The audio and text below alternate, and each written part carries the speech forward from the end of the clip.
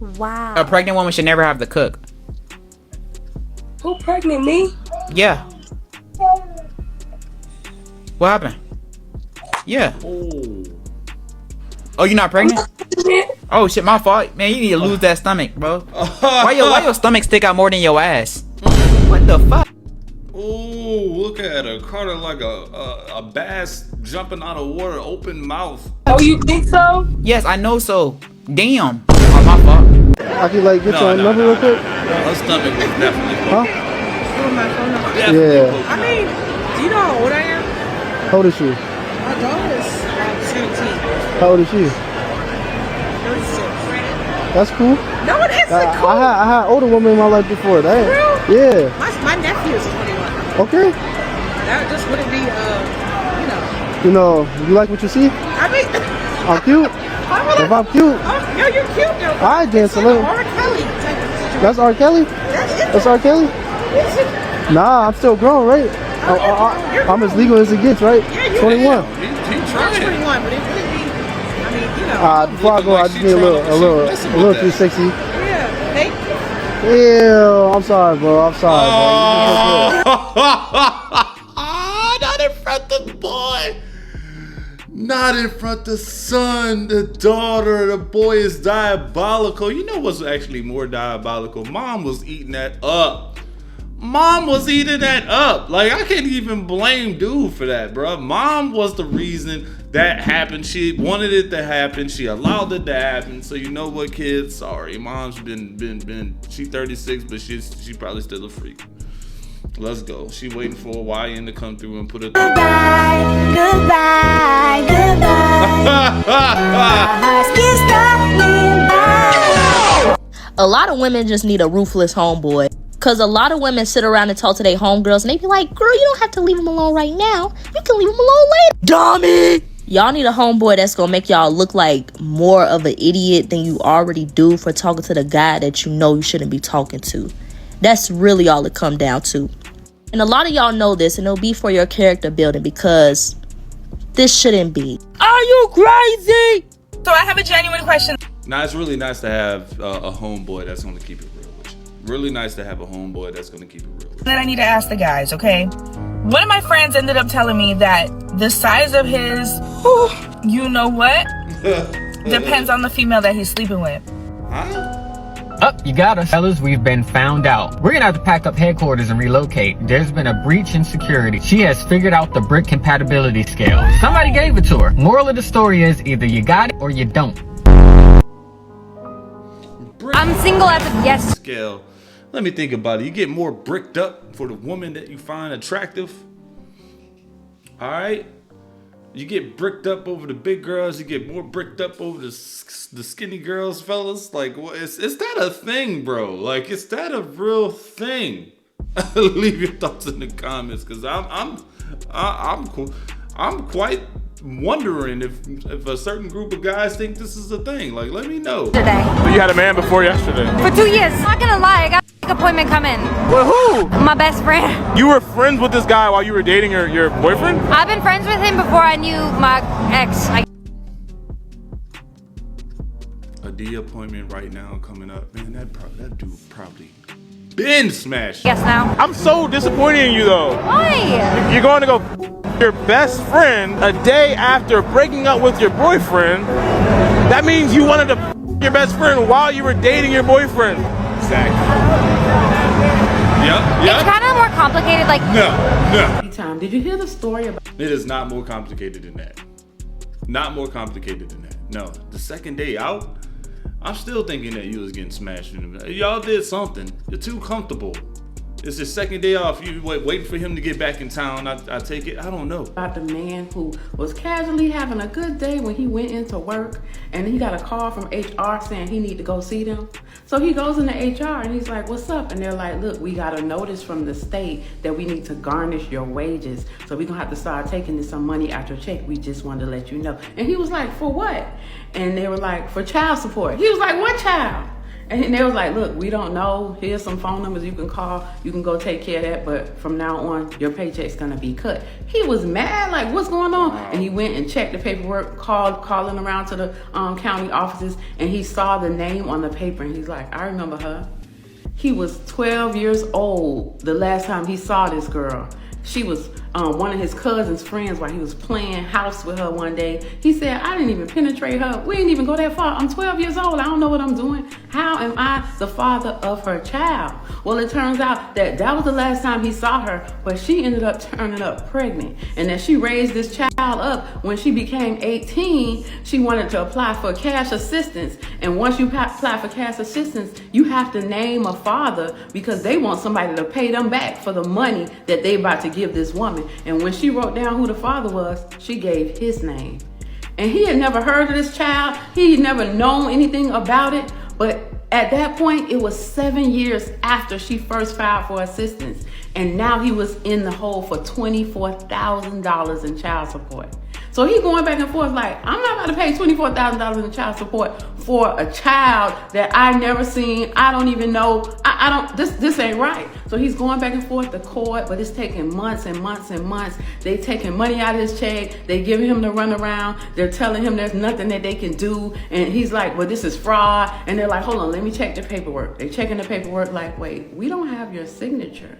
And he's like, of course you don't have my signature. They was like, we served you. You signed the paperwork. And he was like, I never got any paperwork. What are you talking about? And they just keep giving him a runaround. And every single year they suspended his driver's license. He had to pay an extra $50 just to get his license back while he's still dealing with the courts and going through the runaround trying to figure out how in the world he got named without his consent to be the father of this child. And he asked for a DNA test. And the woman refused. So he still have to pay the child support. And he's like, I cannot believe this is happening.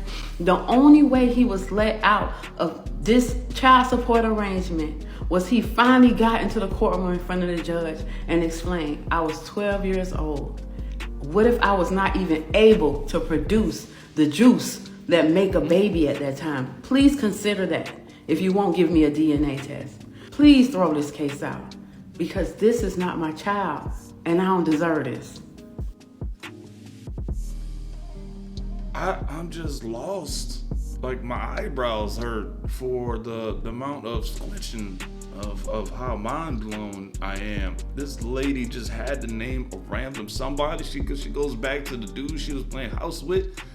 When they were married, they were still just kids damn near.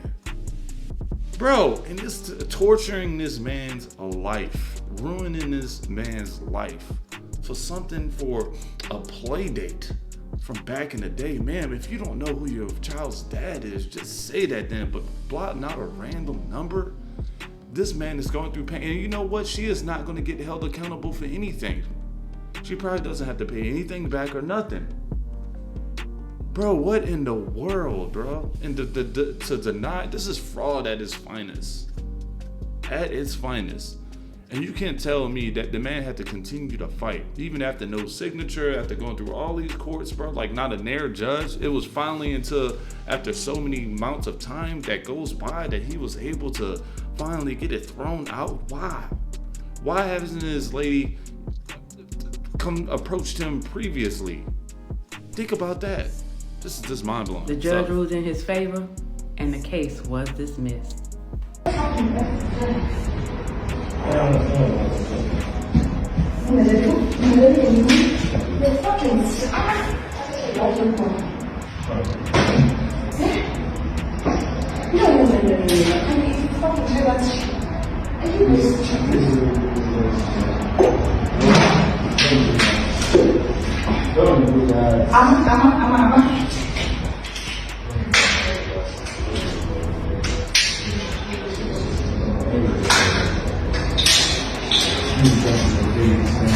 She really throwing them out, throwing the clothes out and everything.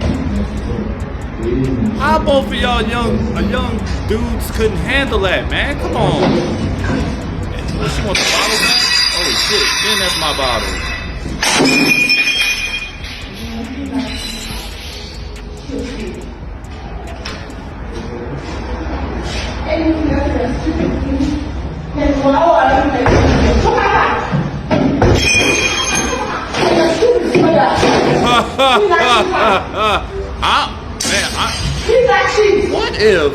What if they didn't pay her? What if this was a transactional arrangement and they just couldn't produce the monetary funds and she got mad and kicked them out?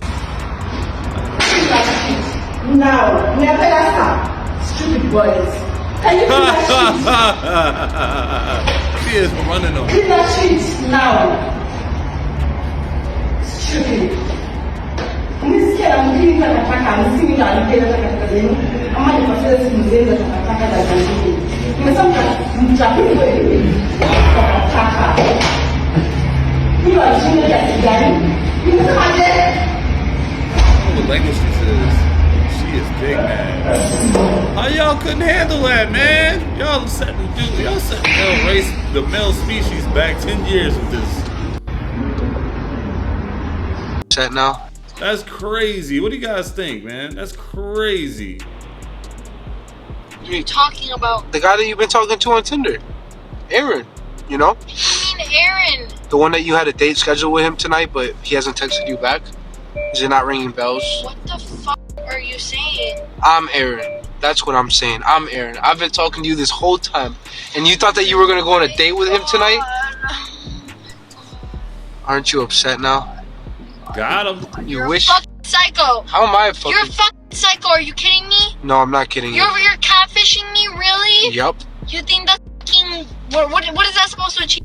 Most of the cheese is going to catch you, bro. You're down bad. That's all it was. That's all he was trying to do, is trying to see if you was on Tinder, living your best like he didn't exist. But he knew what type of guys you liked, I guess. He knew the ins and outs. He knew how to get down to you and break you down. And that's why you're sitting over there on the passenger side, all but hurt, because your date canceled on you. Crazy work. Crazy. They say love can make you do things that you... So I packed my bags and let another man stamp my passport. Now he's watching my story like he lost something he thought would wait for him. You just don't know, but you need me, and I know it ain't easy, but I need you to please me. That's crazy. He didn't want to go on a trip with her, so she packed the bags and went with another man. Now she overly happy. Look, at this point, I think the brother that said no was he's the winner at this point. That's what I'm thinking. He didn't have to worry about travel expenses. He probably already smashed. I mean, what else? What else? She would have probably left him eventually for something that he didn't feel like doing at the time. Cause I don't plan on leaving. Oh no.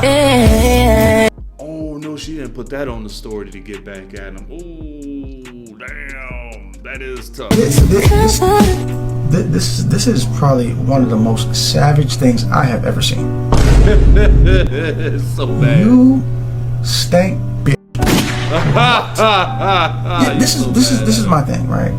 A lot of good dudes, you gotta be a good dude. A lot of good dudes, you know, will take on all the bills, take on all the responsibility around the house, fixing shit, paying shit, making sure shit is this and that and this.